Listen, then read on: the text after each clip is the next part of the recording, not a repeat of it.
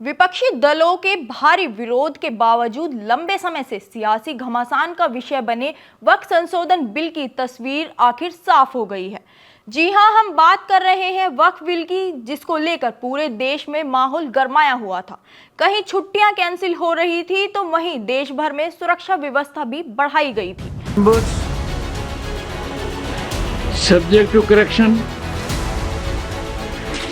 ayes 128.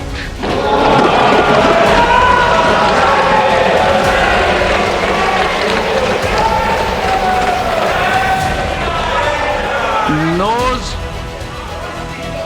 95.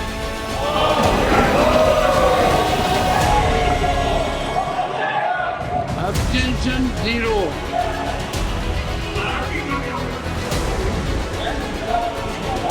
The bill is passed.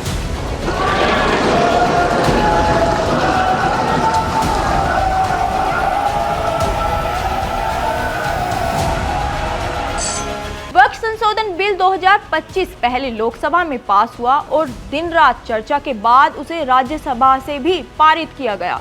Waqf bill के पक्ष में 128 वोट पड़े, जबकि 95 सदस्यों ने इसका विरोध किया। वक्फ बिल को कानून बनाने में अब बस एक कदम की दूरी है। वक्फ बिल को संसद की मंजूरी मिल गई है। अब राष्ट्रपति की मंजूरी मिलते ही ये कानून की शक्ल ले लेगा। वक्फ बिल 2025 को राज्यसभा से पास कराना मोदी सरकार के लिए बड़ी अड़चन थी, पर सरकार ने वहां से भी इसे बहुमत से अधिक संख्या बल से पास करा लिया। राज्यसभा में कार्रवाई के दौरान विपक्ष ने वक्फ बिल पर कड़ा विरोध जताया।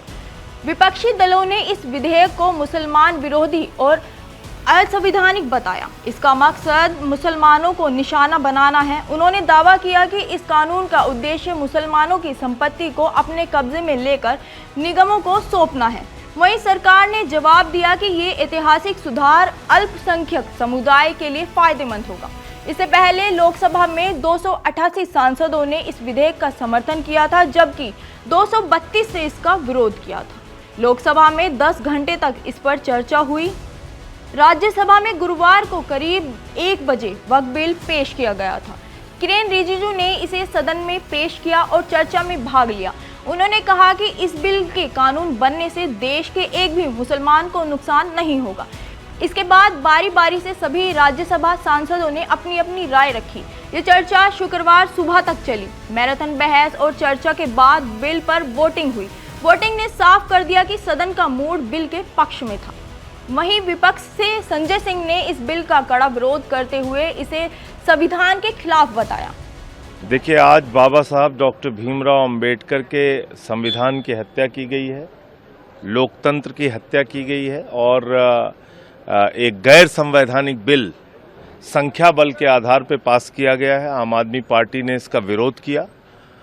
ऐसे ऐसे प्रावधान इस बिल के अंदर हैं जो अपने आप में बड़े हैरान करने वाले हैं।